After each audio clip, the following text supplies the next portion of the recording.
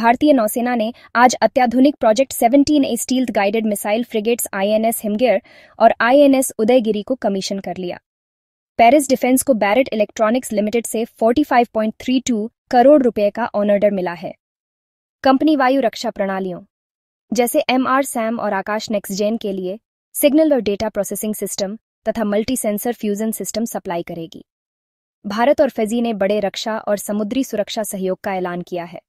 इसमें शामिल है सुबह में नई डिफेंस अटैचे की नियुक्ति, भारतीय नौसैनिक जहाज की विजिट और 2 समुद्री एम्बुलेंस का उपहार, साइबर प्रशिक्षण सेल की स्थापना और फैजी के विशेष आर्थिक क्षेत्र में सहयोग। हिंदुस्तान शिपयार्ड लिमिटेड ने महाराष्ट्र स्थित श्री रेफ्रिजरेशंस लिमिटेड को 106.62 करोड़ रुपए का कॉन्ट्रैक्ट दिया है। कंपनी नौसेना के फ्लीट सपोर्ट शिप प्रोजेक्ट के लिए उन्नत HVAC की सिस्टम उपलब्ध कराएगी। भारतीय वायुसेना ने अपने दिग्गज लड़ाकू विमान MiG-21 को 6 दशकों से लंबी सेवा के बाद औपचारिक रूप से विदाई दी।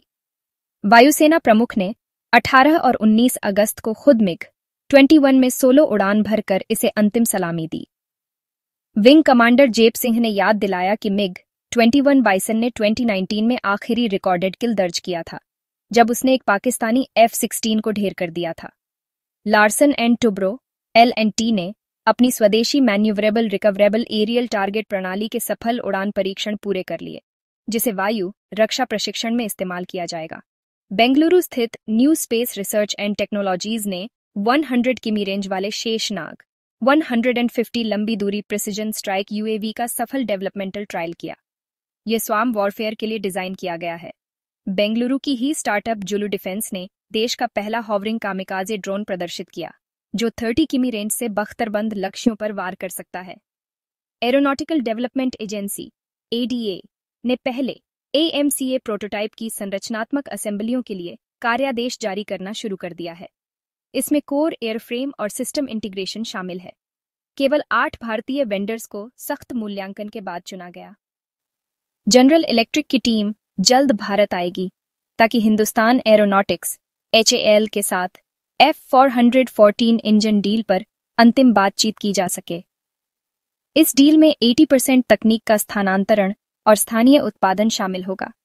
लक्ष्य है कि 2025 के अंत तक बातचीत पूरी हो और मार्च 2026 तक कॉन्ट्रैक्ट साइन हो। भारतीय वायुसेना अब Israeli Wind Demon tactical cruise missile हासिल करने जा रही है।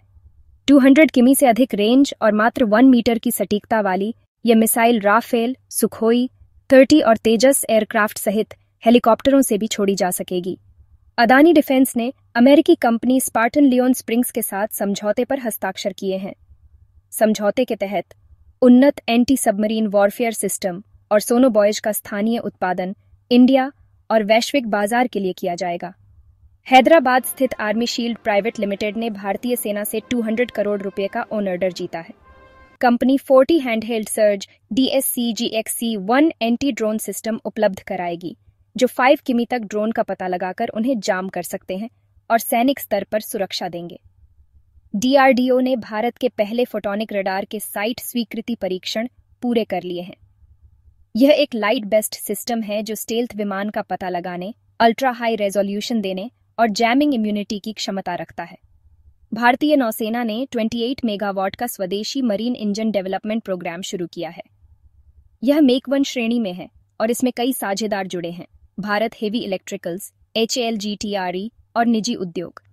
पहले 4 प्रोटोटाइप विकसित होंगे, जिसके बाद 40 से अधिक इंजनों का बड़े पैमाने पर उत्पादन किया जाएगा।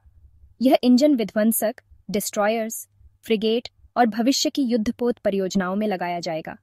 भारतीय नौसेना और जर्मनी की थिसेन ग्रुप मरीन सिस्टम्स के बीच उन्नत बातचीत चल रही है। इसमें DRDO की 500 किमी रेंज वाली submarine launch cruise missile SLCM को प्रस्तावित U-214 NG पनडुब्बियों में शामिल करने पर काम हो रहा है। ये स्वदेशी SLCM मानक 533 mm टॉर्पीडो ट्यूब से छोड़ी जा सकती है और कलवरी क्लास, किलो क्लास और भविष्य की U-214 NG पनडुब्बियों के साथ संगत है।